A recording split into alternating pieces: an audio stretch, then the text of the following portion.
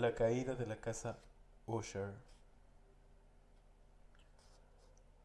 Durante todo un lento, oscuro, triste y silencioso día de otoño, cuando las nubes colgaban opresivamente en lo bajo del cielo, había atravesado solo, en la grupa del caballo, una región de singular monotonía del país, y a la distancia me encontré, mientras las sombras del atardecer se esparcían, inmerso en la visión de la melancólica casa Usher. Desconozco cómo fue, pero con el primer vistazo al edificio, un sentimiento de insufrible tristeza invadió mi espíritu. Digo insufrible porque no lo mitiga cualquiera de esos sentimientos semi-agradables, por ser poéticos. Sentimientos que por lo común permiten a la mente recibir incluso las crueles imágenes naturales de la desolación o lo terrible. Miré hacia la escena que ante mí tenía, hacia la casa y los simples trazos del panorama que ofrecía el dominio, hacia las desoladas paredes, hacia las ventanas como cuencas oculares vacías, hacia unas pocas hileras de juncos, hacia unos cuantos troncos blancos de árboles decrépitos, con ninguna sensación terrena más propia que al momento postonírico revelado al fumador de opio, el mordiente lapso de vuelta a lo cotidiano, la odiosa caída del velo. Había un colgarse, un abatimiento, una enfermedad del corazón, un irremediable desánimo de pensamiento que ningún impulso de la imaginación podía desviar hacia forma alguna de lo sublime. ¿Qué era eso? Me detuve a pensar. ¿Qué era eso que tan desalentado me dejaba en la contemplación de la casa Usher? Era un misterio del todo irresoluble. Tampoco podía luchar con las obscuras imaginerías que me impregnaban en tanto discernía. Me vi forzado a rendirme tras la insatisfactoria conclusión de que, más allá de la duda, hay combinaciones de variados y simples objetos que tienen el poder de afectarnos, pese a que el análisis de estos poderes yace entre las consideraciones que están más allá de nuestra capacidad. Era posible, reflexioné, que una simple y distinta ordenación de las partículas de la escena, de los detalles de la pintura, fuera suficiente para modificar o quizá aniquilar su capacidad de imprimir dolor. Y actuando bajo esta idea, conduje a mi caballo hacia el abrupto filo de un negro y agresivo lago que permanecía con imperturbable lustre junto a la casa.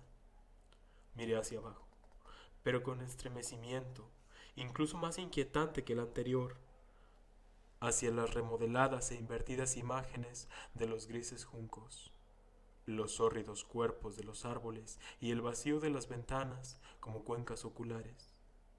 Sin embargo, en esta mansión de tristeza, ahora me proponía permanecer algunas semanas. Su propietario, Roderick Usher, había sido uno de mis alegres compañeros de infancia, pero ya transcurrían muchos años desde nuestro último encuentro. Una carta, no obstante, me llegó recientemente, a una distante parte del país, una carta suya, la cual, en un salvaje e inoportuna naturaleza, solo admitía una respuesta personal. La misiva daba evidencias de que, con una agitación nerviosa, se había escrito. El autor hablaba de una aguda enfermedad corporal, de un desorden mental que lo oprimía, y de un apasionado deseo de verme, como su mejor y, en verdad, entrañable amigo, con vistas a intentar, con la alegría de mi presencia, algún alivio a su aflicción. Fue la manera en que todo esto y mucho más fue dicho. Fue el aparente corazón que vino en su solicitud, lo que no me permitió ninguna duda, y yo, en concordancia, obedecí sin retraso, lo que aún considero una muy singular petición, aunque, como niños, fuimos incluso íntimos compañeros. Sabía poco de mi amigo, su reserva era siempre excesiva y habitual. Estaba al tanto, pese a todo, de que su muy antigua familia se había destacado desde tiempos inmemoriales por su peculiar sensibilidad de temperamento, desenvolviéndose a través de las épocas en varios trabajos de exaltado arte y manifestándose en fechas recientes en repetidos actos de beneficencia, sin presunciones de caridad, así como en apasionadas devociones a lo intrincado, quizá incluso más allá de la ortodoxia y el fácil reconocimiento de la belleza de la ciencia musical. Tuve que aprender también el muy remarcable hecho de que la estirpe de los Usher, siempre honorable como era, no había producido en ningún periodo ramas perdurables.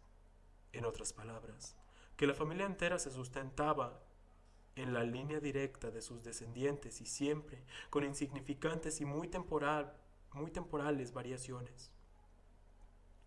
Fue así. Era esta deficiencia, reflexioné, mientras revisaba mentalmente la perfecta concordancia entre el carácter de la propiedad con el carácter atribuido a sus habitantes, especulando acerca de la posible influencia que la primera, a lo largo de las centurias, pudiera haber ejercido sobre los segundos.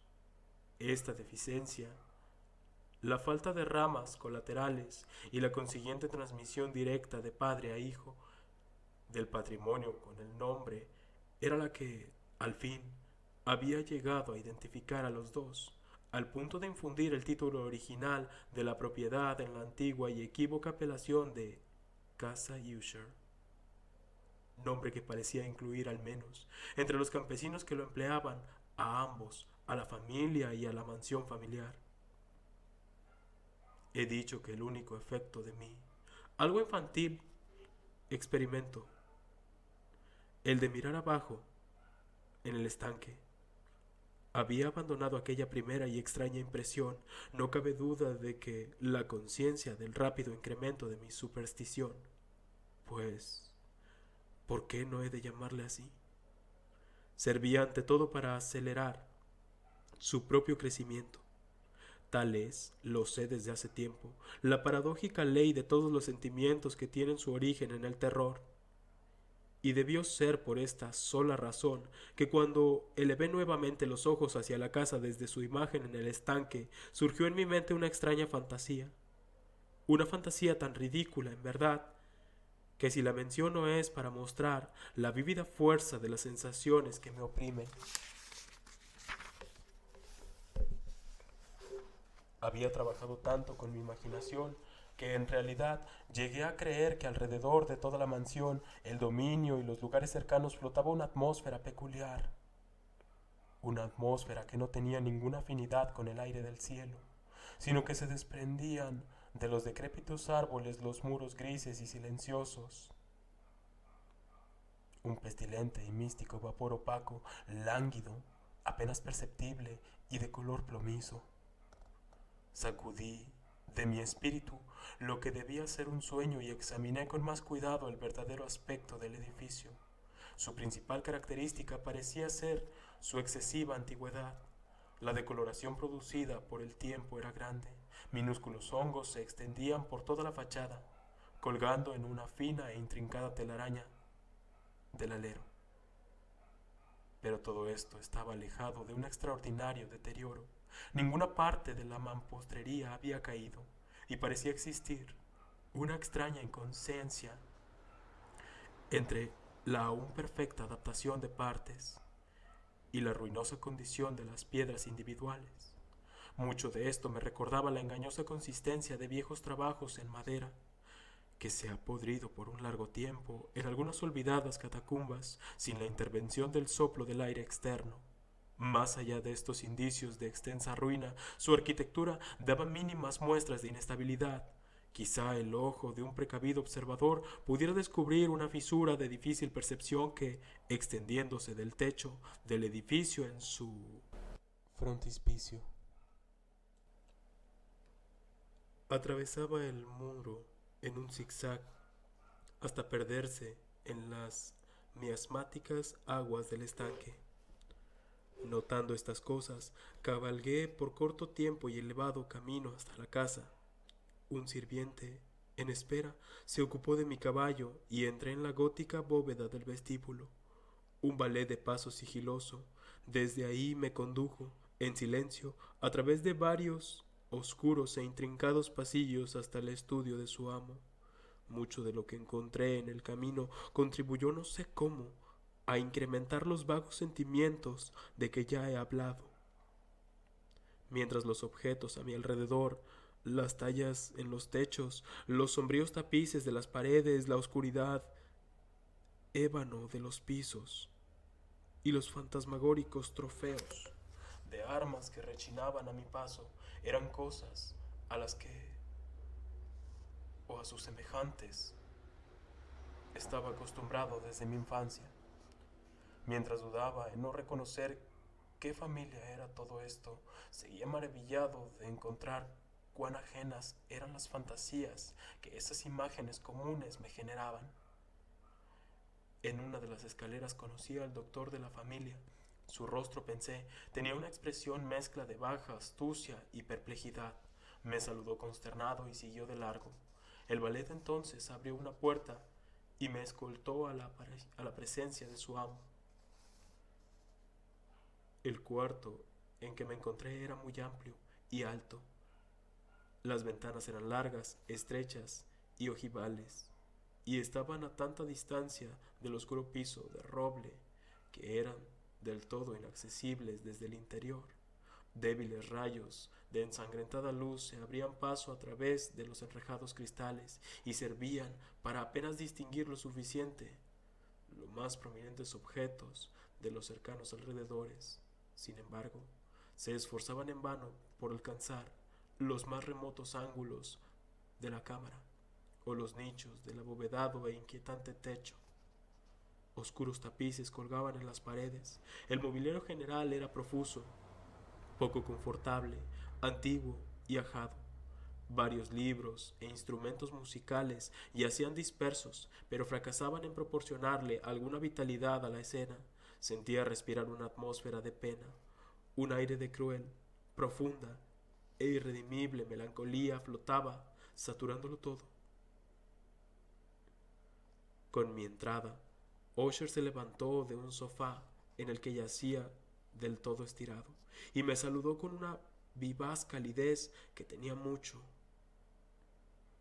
pensé al principio, de exagerada cordialidad, del obligado esfuerzo de un hombre de un mundo en huye.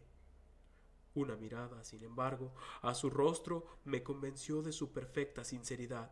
Nos sentamos y por algunos momentos, mientras él no hablaba, lo observé con un sentimiento en parte de piedad, en parte de admiración. De seguro, no hubo nunca antes un hombre tan terriblemente cambiado en tan corto periodo como lo estaba Roderick Usher. Fue con dificultad que me hice admitir que la identidad del lánguido ser frente a mí era la misma del compañero de mi temprana infancia, aunque la constitución de su carta fue desde siempre extraordinaria, cadavérico en su tono de piel, ojos grandes, líquidos y luminosos más allá de la comparación. Labios un tanto delgados y muy pálidos, pero de una sorpresiva belleza en su curvatura. Una nariz de delicado tipo hebreo, pero con una apertura de fosas inusuales en similares formaciones. Una barbilla de fino modelaje que hablaba, en su escasez de prominencia, de una falta de energía moral. Cabello más semejante a telaraña en suavidad y sutileza. Estos rasgos, con una poco habitual expansión sobre las sienes, componían unidos un rostro no fácil de olvidar. Y ahora, en la mera exageración del predominante carácter de estos rasgos y de la expresión que acostumbraban portar, resaltaba un cambio tan grande que dudé de quién hablaba. La ahora hórrida palidez de la piel, el ahora milagroso resplandor de los ojos sobre todas las cosas me sorprendía e incluso me espantaba. El sedoso cabello también había sufrido al lugar de caer alrededor de la cara y yo no podía, incluso con esfuerzos, relacionar esa expresión como de arabescos con ninguna idea de simple humanidad. En los modales de mi amigo encontré de inmediato una incoherencia, una inconsistencia, y pronto descubrí que se originaba de una serie de débiles y futiles esfuerzos por sobreponerse a una habitual perturbación, a una excesiva agitación nerviosa. Para algo de esta naturaleza estaba, en verdad, preparado, no menos por su carta que por sus reminiscencias, de ciertos rasgos infantiles y por conclusiones deducidas de su peculiar constitución física y su temperamento. Sus actos eran en alternancia vivaces y morosos. Su voz variaba con rapidez de una trémula indecisión, cuando el espíritu animal parecía en absoluta inactividad. A esa suerte de energía concisión, esa abrupta, pesada, lenta y cavernosa enunciación, esa plomiza, autobalanceada y perfectamente modulada declaración gutural, se puede observar en el borracho, perdido, o en el incorregible fumador de opio durante los periodos de más intensa excitación. Fue así que habló del objeto de mi visita, de su sincero deseo de verme y del consuelo que esperaba yo le brindara. Me introdujo en un largo lapso en lo que él creía era naturaleza de su enfermedad. Era, dijo, un congénito y familiar mal, uno por el que desesperaba en encontrar remedio, una mera afición nerviosa. Agregó de inmediato que sin duda pasaría pronto. Esta se manifestaba en una multitud de sensaciones innaturales. Algunas de estas, como él las detalló, me interesaron y confundieron, aunque quizás los términos y el estilo general de la narración le dieron ese quizá, ese peso. Sufría mucho de una mórbida agudeza en los sentidos. La más insípida comida era la única que soportaba. Solo podía vestir ropa de cierta textura. Los aromas de todas las flores le resultaban opresivos. Sus ojos eran torturados incluso por la más tenue luz y solo había peculiares sonidos y estos de instrumentos de cuerda que no le inspiraban horror. A una anómala especie de terror lo descubrí esclavizado. Debo perecer, dijo. Debo perecer en esta deplorable locura. Así y no de otra forma me perderé. Temo los eventos del futuro, no en sí mismos, sino en sus resultados. Tiemblo al pensar en cualquier incidente, incluso en el más trivial, que pueda operar sobre esta intolerable agitación del alma. No tengo, en verdad, aversión del peligro, excepto en su efecto absoluto, el terror. En esta demoralizante, en esta miserable condición, siento que el momento tarde o temprano llegará cuando debo abandonar la vida y la razón juntas en alguna lucha con ese implacable fantasma que es el miedo. Descubrí también, a intervalos y a través de rotas y equívocas insinuaciones, otra singular característica de su condición mental. Estaba encadenado por ciertas supersticiosas impresiones relativas a la casa en la que habitaba y de donde por muchos años jamás se aventurara a salir, relativas a una influencia cuya hipotética fuerza fue descrita en términos tan sombríos como para reproducirlos aquí, una influencia que algunas peculiaridades en la mera forma y sustancia de su mansión familiar habían, por la presión de su larga estadía, dijo, obrado sobre su espíritu, un efecto que la apariencia física de las grises paredes y torres, que la oscuridad del estanque en que éstas se miraban, había a la larga obrado en la moral de su existencia. Admitía, sin embargo, aunque con escepticismo, que gran parte de la peculiar melancolía de lo que lo afligía podría ser rastreada hasta un más natural y mucho más palpable origen, hasta la grave y prolongada enfermedad. Ante la evidencia de la cercana desaparición de una hermana tiernamente amada, su única compañía por largos años, su último y único pariente en la tierra, su deceso. Decía, con una amargura que jamás podré olvidar, lo dejaría, a él indefenso y frágil, como al último de la antigua raza de los Usher. Mientras hablaba, Lady Madeline, porque así era llamada, atravesó con lentitud una remota porción de la habitación y sin notar mi presencia desapareció. La miré con absoluto asombro, no desprovisto de miedo, y aún encuentro imposible relatar tales sentimientos. Una sensación de estupor me oprimía, mientras mis ojos seguían sus elusivos pasos, cuando una puerta a la distancia se cerró tras ella. Mi vista buscó instintiva y ansiosamente el rostro del hermano, pero él había enterrado su cara en las manos y solo pude percibir que una más que ordinaria palidez se extendía sobre los malicentos dedos, por entre los que goteaban copiosas lágrimas. La enfermedad de Lady Madeline desconcertaba hacía mucho la pericia de sus médicos. Una constante apatía, una gradual extenuación de su persona y frecuentes, aunque transitorias, afecciones de un parcial carácter cataléptico eran el insólito diagnóstico. Hasta ahora ella había con firmeza resistido la presión de su mal y no se resigna a guardar cama. Pero hacia la caída de la tarde de mi llegada a la casa, ella sucumbió, como su hermano me contó esa noche con inenarrable agitación, al aplastante poder del destructor, y comprendí que el vislumbre que obtuviera de su persona podría probablemente ser el último que obtendría, que a la dama por lo menos mientras viviera ya no la vería nunca más. En los días subsiguientes su nombre no fue mencionado por Usher o por mí. Durante este periodo estuve ocupado en serios intentos por aliviar la melancolía de mi amigo. Pintamos y leímos juntos, o escuchaba como en un sueño las extrañas improvisaciones de su elocuente guitarra.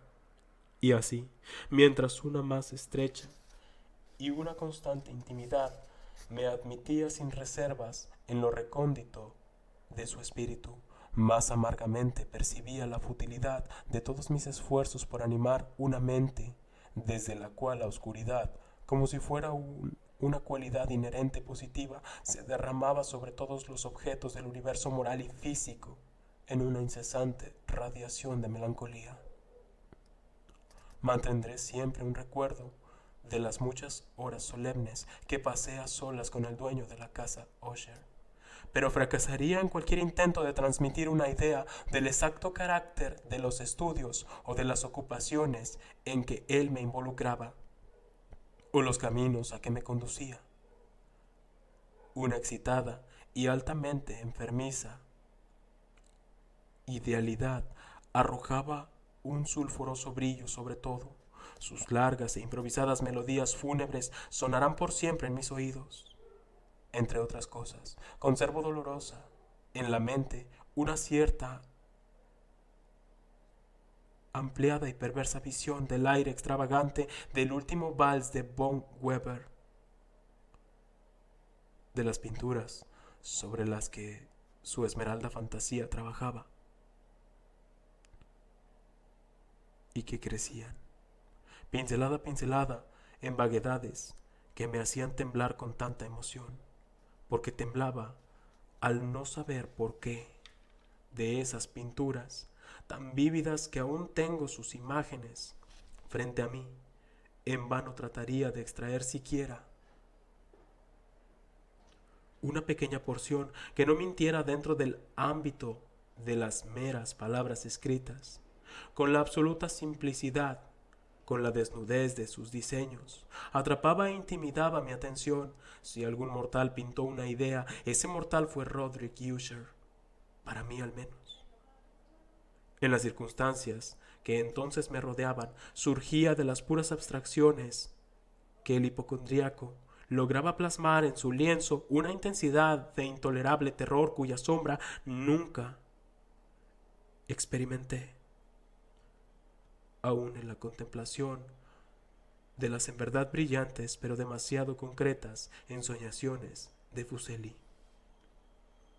Una de las fantasmagorías, concepciones de mi amigo, que compartía no tan rígidamente el espíritu de abstracción, puede esbozarse, aunque débilmente en palabras.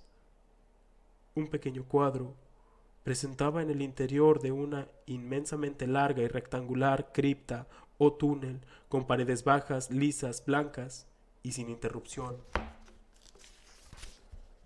o decorado. Ciertos toques accesorios del diseño servían bien para transmitir la idea de que esta excavación se hallaba a excesiva profundidad bajo la superficie de la tierra. Ninguna salida se observaba en ninguna porción de su vasta amplitud, y ninguna antorcha u otra fuente artificial de luz era distinguible. Sin embargo, un diluvio de intensos rayos se extendía alrededor y se bañaba la totalidad en un espectral e impropio resplandor. Acabo de hablar de que la mórbida condición del nervio auditivo hacía inaguantable toda la música al sufriente, con la excepción de ciertos efectos de instrumentos encorados. Quizás los estrechos límites a los que él mismo se había confinado con la guitarra fue lo que dio vida en gran medida al carácter fantástico de sus realizaciones, pero la ferviente facilidad de sus impromptus no podía así explicarse. Debía ser y eran las notas, así como también las palabras, de sus extrañas fantasías. Para él no era poco frecuente acompañarse a sí mismo con improvisaciones verbales rimadas, el resultado de ese intenso regocijamiento y concentración mental a que he aludido anteriormente, como sólo observable con los particulares momentos de la más alta excitación artificial. He recordado con facilidad las palabras de una de esas rapsodias. Fue quizás la más frecuente. Me impresionó mientras la ejecutaba, porque en la oculta o mística corriente de su significado fantaseé que percibía, y por primera vez, una plena conciencia de parte de Usher del tambalear de sus elevadas razones sobre su trono. Los versos que se intitulaban El Palacio Embrujado decían muy cercana, si no precisamente así: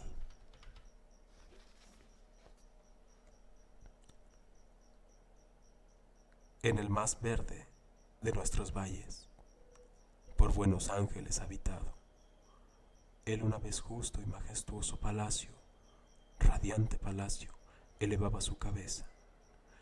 En el dominio del monarca pensamiento se erguía. Nunca Serafín alguno dispuso un engrane sobre fábrica la mitad de justa. Banderas amarillas, gloriosas áureas, sobre su tejado flotaron y fluyeron. Todo esto, fue hace mucho, y en el antiguo tiempo. Y cada sutil aire que jugaba en ese dulce día, a lo largo de las murallas emplumadas y pálidas, un alado aroma esparcía.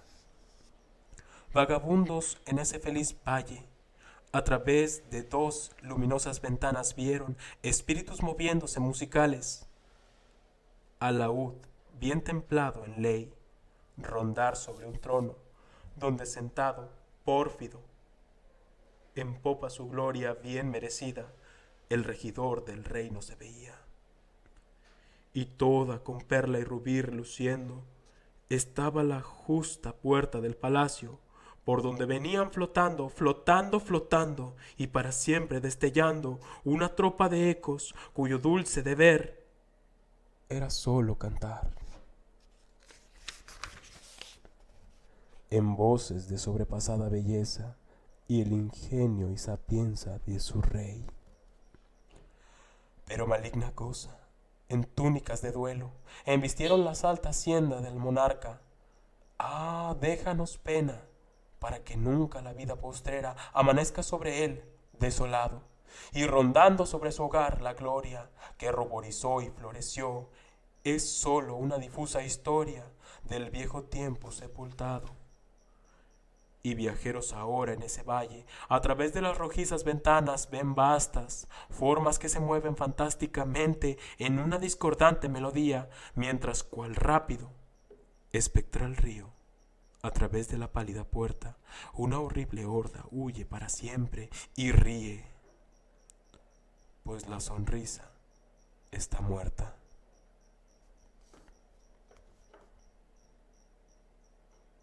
Bien recuerdo que sugerencias prominentes de esa balada nos condujeron en un tren de pensamiento donde llegó a ser manifestada una opinión de Usher que mencionó, no tanto a causa de su novedad, porque otros hombres tienen pensamientos así, como a causa de la persistencia con que él la mantuvo. Esta opinión, en su forma general, fue sobre la sensibilidad de todas las cosas vegetales. Pero en su desordenada fantasía, la idea había asumido un carácter más osado y traspasado, bajo ciertas condiciones, el reino de lo inorgánico. Carezco de palabras para expresar la completa amplitud o el desenfrenado abandono de su persuasión. La creencia, sin embargo, se conectó, como ya antes insinué, con las grises piedras de la casa de sus antepasados. Las condiciones para la sensibilidad habían sido aquí, imaginaba, completadas por el método de colocación de estas piedras, en el orden de su arreglo, así como también en el de los muchos hongos que allí se extendían, y en el de los decadentes árboles que permanecían alrededor, sobre todo en la prolongada resistencia inalterada de este arreglo, y en su reduplicación en las quietas aguas del estanque. Su evidencia, la evidencia de sensibilidad, era para ser vista, dijo, y aquí empezó como él habló, en la gradual pero cierta condensación de una atmósfera propia sobre las aguas y las paredes. El resultado era distinguible. Agregó en esta silenciosa, inoportuna y terrible influencia que por siglos había moldeado los destinos de la familia y que lo hicieron lo que ahora veía, lo que era. Las tales opiniones ningún comentario necesitan y no haré ninguno. Nuestros libros, los libros que por años formaron no una pequeña parte de la existencia mental del inválido, estaban, como podrá suponerse, en estricta armonía con este carácter fantasmal, absortos y unidos en obras tales como el Verber et Chartreux de Gresset, el Belfegor de Maquiavelo, el cielo y el infierno de Swedenborg, la travesía subterránea de Nicholas Klim de Holberg, la quiromancia de Robert Fludd, de Jean Dindagné y de la Chambre, el viaje a la distancia azul de Tieck, la ciudad del sol de Campanella. Un volumen favorito era una pequeña edición en octavo del Dictorium Inquisitorium del dominico Eimerick de Gournay, y había pasajes en Pomponius Mela sobre los sátiros africanos y los egipanes, sobre los que Usher podía sentarse a soñar durante horas. Su delicia principal, sin embargo, fue encontrada en la lectura de un excesivamente raro y curioso libro gótico en cuanto el manual de una iglesia olvidada, las Vigilae Mortorum Secundum Crorum Ecclesiae. Magoutier no podía evitar el discurrir sobre el extraño ritual de este trabajo y su probable influencia sobre el hipocondriaco. Cuando una tarde, habiéndome informado abruptamente que Lady Madeline ya no existía, declaró su intención de conservar su cadáver una quincena antes de su entierro final, en una de las numerosas bóvedas dentro de las paredes principales del edificio. La profana razón, sin embargo, asignada para este singular proceder fue una que no me sentí en libertad de discutir El hermano llegó a este dictamen, así me lo dijo, por consideración al insinuado carácter de la enfermedad de la fallecida, por ciertas inoportunas y ansiosas preguntas de sus médicos y por la remota expuesta situación del cementerio de la familia. No negaré que cuando recordé la siniestra apariencia de la persona que encontrara en la escalera el día de mi llegada a la casa, no tuve deseo alguno de oponerme a lo que yo consideraba, en el mejor de los casos, como una inofensiva de ninguna manera y natural precaución. A solicitud de Usher, personalmente lo ayudé en los arreglos para el temporal entierro. Con el cuerpo ya en el ataúd, a solas lo condujimos a un lugar de descanso, la bóveda en que lo colocamos, y que permanecía cerrada por tanto tiempo que nuestras antorchas, medio sofocadas en su opresiva atmósfera, nos dieron poca oportunidad para la investigación. Era pequeña, húmeda y carecía por completo de medios de entrada de luz. Yacía a gran profundidad justo bajo de la proporción del edificio, que era mi propio dormitorio. Se había usado en apariencia en remotos tiempos feudales para peores propósitos que una mazmorra, y en días más recientes como lugar de depósito para pólvora o alguna otra sustancia de alta combustibilidad, porque una porción de su piso y todo el interior de un largo pasillo abovedado a través del que llegamos ahí fueron cuidadosamente revestidos de cobre. La puerta, de masivo hierro, fue también en similar forma protegida. Su inmenso peso ocasionó un inusual, nítido y chirriante sonido al moverse sobre sus goznes. Habiendo depositado nuestra carga luctuosa sobre caballetes dentro de esta región de horror, parcialmente deslizamos la aún desatornillada tapa del ataúd y observamos la cara del huésped. Una llamativa similitud entre hermano y hermana atrapó en principio mi atención, y Usher, adivinando quizás mis pensamientos, murmuró algunas pocas palabras por las que entendí que la difunta y él mismo eran gemelos, y que simpatías de una apenas inteligible naturaleza existieron siempre entre ellos. Nuestras miradas, sin embargo, descansaron poco sobre la muerta, porque no podíamos mirarla sin temor. La enfermedad que había así encriptado a la dama en la plétora de su juventud había dejado, como es costumbre en todas las enfermedades de un carácter estrictamente cataléptico, la burla de un tímido rubor sobre el pecho y la cara, y esa sospechosa y prolongada sonrisa sobre los labios que es tan terrible en la muerte. Reacomodamos y atornillamos la tapa, y habiéndolo asegurado la puerta de hierro, empezamos a caminar con pesadumbre en los apenas menos lúgubres apartamentos de la porción superior de la casa. Y ahora, habiendo transcurrido algunos días de la amarga pena, un cambio notable resaltó en el aspecto del desorden mental de mi amigo. Su apariencia ordinaria se desvaneció, sus ocupaciones comunes fueron descuidadas o olvidadas, vagaba de la cámara en cámara, con paso apresurado, desigual y sin objetivo. La palidez de su rostro asumía, de ser posible, un matiz más espectral, y la luminosidad de sus ojos estaban totalmente perdido. La una vez ocasional ronquera de su tono no se escuchaba más, y un estremecimiento trémulo, como de extremo horror, caracterizó su habla de manera habitual. Había veces, en verdad, cuando pensaba que su agitada e incesantemente trabajaba en algún opresivo secreto, que, para divulgarlo, se debatía buscando el coraje necesario. A veces de nuevo me veía obligado a interpretarlo todo como resultado de los simples e inexplicables caprichos de la locura, porque lo descubría mirando al vacío por largas horas en una actitud de lo más profunda, como si escuchara algún sonido imaginario. No era sorprendente que su condición me aterrorizara. Con la posibilidad de contagiarme, sentía arriesgarse sobre mí, en lentos y seguros grados, las extrañas influencias de sus fantásticas pero impresionantes supersticiones. Fue particularmente después de retirarme tarde a la cama, en la noche del séptimo u octavo día luego de haber depositado a Lady Madeline dentro de la cripta, cuando experimenté el pleno poder de tales sentimientos, el sueño no se acercó a mi lecho mientras las horas pasaban y pasaban de largo. Pugnaba por discernir el nerviosismo que me dominaba. Me empeñaba en creer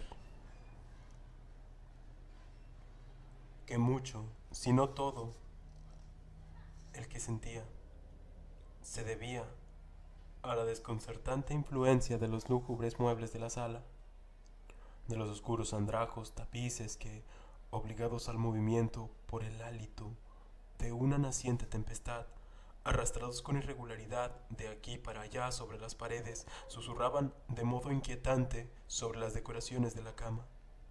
Pero mis esfuerzos eran estériles. Un irreprimible temblor gradualmente invadió mi ser y a la larga, allí, sobre mi mismo corazón se depositó una pesadilla de total e injustificada alarma. Sacudí con luchas y jadeos todo esto, me levanté sobre las almohadas y escudriñando con reserva dentro de la intensa oscuridad de la cámara, escuché, no sé por qué, a menos que un instintivo espíritu me impulsara, ciertos bajos e indefinibles sonidos que llegaban a través de las pausas de la tormenta a los largos intervalos de no sé dónde. Sobrepasado por un intenso sentimiento de horror, inexplicable pero insufrible, jalé mis ropas con presteza, porque sentí que no debía dormir más durante la noche, y esforzándome por levantarme de la lamentable condición en que había caído, rodé con rapidez de un lado a otro la habitación. Había dado pocas vueltas de esta manera cuando un tenue paso sobre una escalera adyacente capturó mi atención. De inmediato lo reconocí como el de Usher.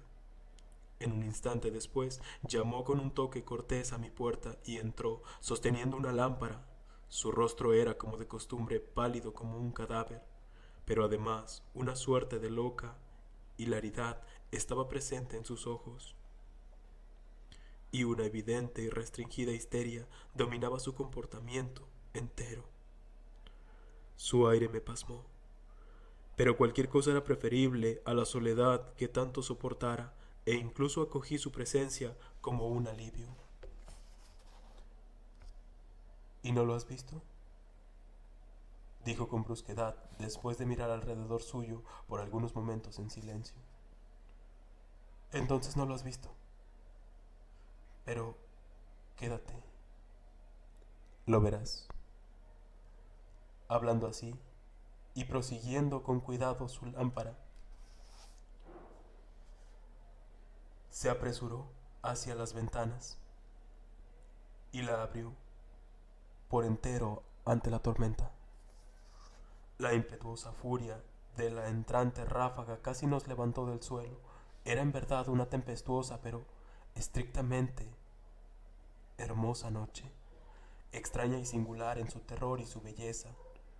Un torbellino cobraba fuerza, al parecer, en nuestra vecindad porque había alteraciones frecuentes y violentas en la dirección del viento, y la densidad excesiva de las nubes que colgaban tan bajas como para presionar sobre las torres de la casa no impedía percibir la viva velocidad con que volaban presurosas desde todos los puntos y chocaban una contra otra, sin perderse en la distancia. Digo que aún su excesiva densidad no impidió nuestra percepción de esto. Sin embargo, no teníamos indicio de la luna o las estrellas. Tampoco hubo destello alguno de relámpago, pero bajo las superficies de las enormes masas de agitado vapor, así como sobre los objetos terrestres que nos rodean en la inmediatez, fulguraba una sobrenatural luz que provenía de una débilmente luminosa y claramente visible exhalación gaseosa que colgaba alrededor de la mansión y la amortajaba. No puedes, no debes contemplar eso, dije estremeciéndome a Usher mientras lo conducía con una suave violencia de la ventana al asiento. Estas apariencias que te confunden son meros fenómenos eléctricos frecuentes, o puede que tenga su espectral origen en el denso miasma del estanque. Permítanos cerrar esta ventana. El aire enfría y es peligroso para tu organismo.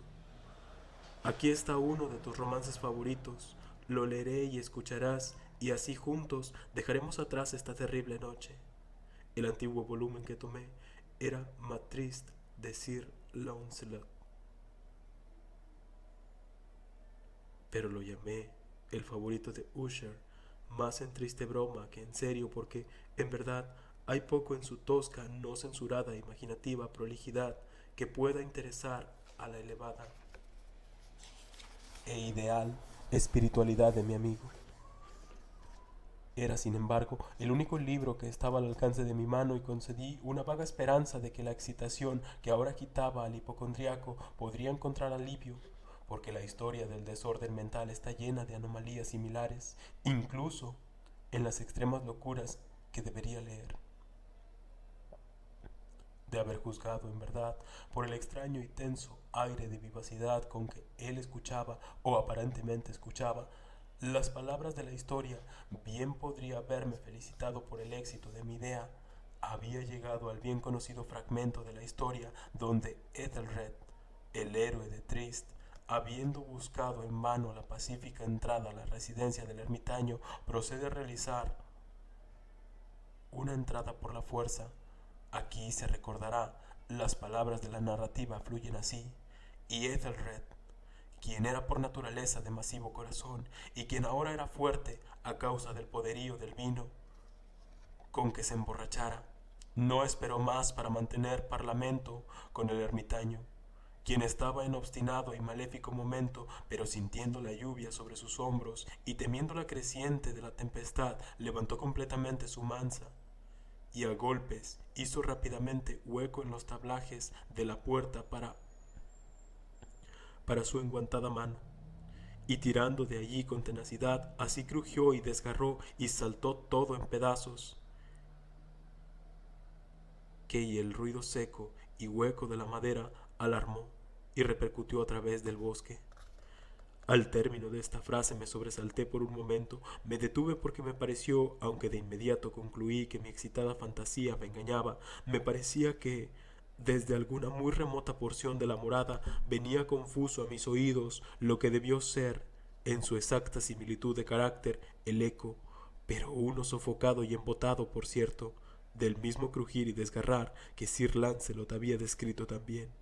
Era sin duda la sola coincidencia la que capturara mi atención, porque entre el batir de los marcos y las ventanas y los ordinarios ruidos provenientes de la todavía acrecentada tormenta, el sonido en sí no tenía nada que pudiera interesarme o perturbarme. Así que continué la historia. Pero el buen campeón Ethelred, ahora, entrando por la puerta, fue dolorosamente enfurecido y asombrado al no percibir ninguna señal del maléfico ermitaño. En lugar de eso, encontró un dragón de apariencia escamosa y prodigiosa y de una lengua ardiente que permanecía en guardia frente al palacio de oro, con piso de plata, y sobre la pared colgaba un escudo de brillante bronce con esta leyenda inscrita: quien entrare aquí, un conquistador habrá sido; quien sojuzgare al dragón, el escudo habrá ganado. Y Ethelred levantó su maza y golpeó sobre la cabeza del dragón, quien cayó a sus pies y liberó su pestilente hálito, con un chillido tan horrible y áspero, y con todo tan penetrante, que Ethelred fue obligado a tapar sus oídos con las manos en contra de ese terrible ruido, como nunca antes fuera escuchado.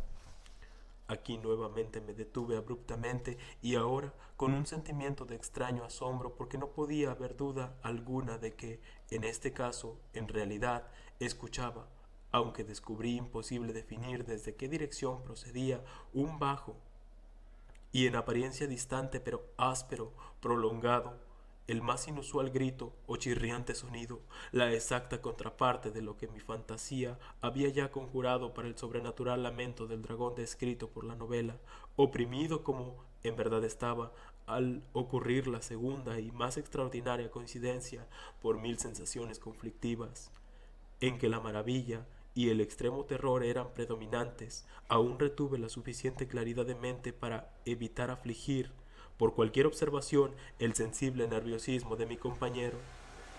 De ninguna manera estaba seguro de que él hubiera notado los sonidos en cuestión, aunque un extraño cambio durante los últimos y breves minutos había tenido lugar en su comportamiento. Desde una posición frente a mí había poco a poco girado su silla para sentarse de frente a la puerta de la cámara, y así, solo de manera parcial, podía percibir sus rasgos. Sin embargo, vi que sus labios temblaban como si, inaudible, murmurara. Su cabeza había descendido sobre su pecho. Supe que no estaba dormido por la abertura amplia y rígida de sus ojos que capté al dar una mirada a su perfil. El movimiento de su cuerpo también estaba en desacuerdo con esta idea, pues se mecía de un lado a lado con un suave pero constante y uniforme vaivén. Después de notar todo esto, reanudé la narración de Sir Lancelot, que así continuaba. Y ahora, el campeón, habiendo escapado de la furia terrible del dragón, pensando en el escudo de bronce y en romper el encantamiento que lo envolvía, quitó el cadáver del camino y, acercándose valerosamente sobre el plateado pavimento del camino, a donde el escudo colgaba de la pared, el cual no aguardó su completa llegada, sino que cayó a sus pies sobre el piso de plata, con un sonido potente, grande y terrible, de campana. Apenas habían pasado estas sílabas por mis labios cuando, como si de veras un escudo de bronce al momento hubiera caído pesadamente sobre el piso de plata, me percaté de un claro, hueco, metálico y campanesco, pero de apariencia amortiguado, retumbar. Por completo acobardado, me puse de pie, pero el mesurado movimiento bamboleante de Usher permaneció inalterado. Me precipité a la silla en la que estaba. Sus ojos miraban con firmeza al frente y a lo largo de todo su rostro reinaba una rigidez pétrea. Pero, mientras depositaba mi mano sobre su hombro, un fuerte temblor se apoderó por entero de su persona. Una sonrisa enfermiza tembló sobre los labios y vi que hablaba en un bajo, apresurado, galimático murmullo, como si estuviera inconsciente de mi presencia. Inclinándome sobre él muy cerca, al fin me vi de la horrenda significación de sus palabras. No lo oigo. Sí, lo oigo y lo he oído. Largo, largo, largo tiempo. Muchos minutos, muchas horas, muchos días. Tiene que lo he oído, pero no me atrevía. Oh, compadécete de mí, miserable desdichado que soy. No me atreví a hablar. La depositamos viva en la tumba. ¿No te dije que mis sentidos eran agudos? Ahora te digo que oí sus primeros débiles movimientos en el hueco ataúd. Los oí hace muchos días, pero no me atreví a hablar. Y ahora, esta noche, Ethelred, ¡ja! ¡ja! La puerta rota de la ermita, y el grito de agonía del dragón y el estruendo del escudo. Digamos más bien el ruido del férreo al rajarse y el chirrido de los férreos goznes de su prisión y su horrenda lucha en el pasillo abovedado de cobre. ¡Oh! ¿A dónde huir? No estará aquí pronto. No llega para reprocharme mi prisa. No he oído sus pasos en la escalera. No distingo el pesado y horrible latido de su corazón. Insensato. Diciendo esto, se puso furiosamente en pie y aulló sus sílabas, como si en aquel esfuerzo suprema exhalara el alma. Insensato. Te digo que ella está ahora detrás de la puerta. Y en ese mismo instante, como si la energía sobrehumana de su palabra hubiese adquirido la potencia de un hechizo, las grandes y antiguas hojas de la puerta que Usher señalaba entreabrieron lentamente sus pesadas mandíbulas de ébano. Era aquello obra de un furioso golpe de viento, pero en el marco de aquella puerta se encontraba entonces la alta figura de Lady Madeline, envuelta en un sudario. Había sangre en su blanco ropaje y toda su demacrada persona mostraba evidentes señales de una horrible lucha. Durante un momento permaneció trémula y vacilante en el umbral. Luego, con un grito apagado y quejumbroso, cayó pesadamente hacia adelante sobre su hermano y en su violenta agonía final lo arrastró con ella al suelo, muerto, víctima de los terrores que había anticipado. Colmado de horror, huí de aquel aposento, de aquella mansión. La tempestad estaba desencadenada aún con toda su furia cuando crucé la vieja avenida. De pronto, una luz extraña se proyectó sobre el camino y me volví para ver a dónde podía salir. Una luminosidad tan singular porque no había detrás de mí sino el viejo castillo con todas sus sombras. El resplandor provenía de la luna llena, roja como la sangre que descendía y que ahora brillaba vivamente a través de aquella fisura que antes era apenas visible y que, como ya dije, recorría en zigzag la construcción desde el techo hasta la base. En tanto que yo miraba rápidamente, se ensanchó esa fisura, pasó un furioso torbellino y el disco entero de la luna irrumpió de pronto ante mis ojos. Pareció que la cabeza me daba vueltas cuando vi partirse en dos y desplomarse los poderosos muros. Resonó un ruido prolongado, un tumultuoso estruendo, como la voz de 1000 cataratas, y el estanque profundo y fétido, situado a mis pies, se cerró triste, silencioso, sobre los restos de la casa Usher.